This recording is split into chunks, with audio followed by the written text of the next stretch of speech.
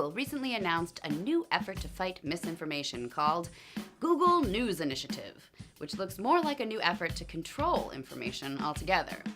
Google listed 3 goals for the news initiative. The first is to highlight accurate journalism and fight misinformation.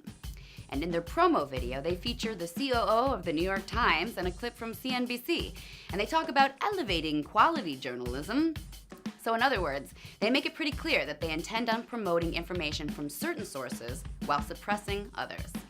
In other words, they will be making judgment calls, and the idea of a truly democratized internet will be dealt another blow. The second goal for the Google News Initiative is to help news sites continue to grow from a business perspective, because they think journalism is so important.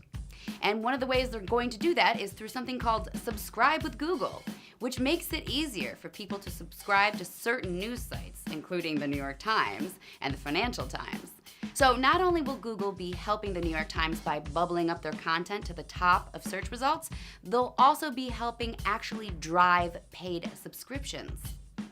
And the third goal is to create new tools that will supposedly help journalists do their jobs. One of the tools they announced is called Outline, which helps news outlets create secure networks for their journalists so that they'll have more secure internet access. Google says it is so serious about helping journalists that they are pledging to invest $300 million into the cause over the next 3 years. Now, misinformation sucks, and it can be really dangerous. But by deciding to help certain outlets while subverting others, Google isn't just combating misinformation, they're controlling information altogether. Totally fake news should be called out, but a lot of independent or smaller news outlets, which present alternative yet still accurate information, will end up getting squashed too. But that's not the only problem with the Google News Initiative.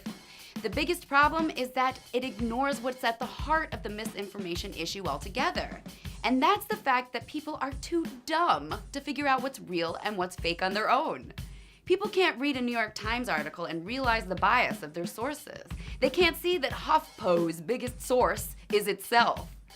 Until people start getting smarter about processing information, the news will remain fake, and there's nothing Google's algorithms can do about it.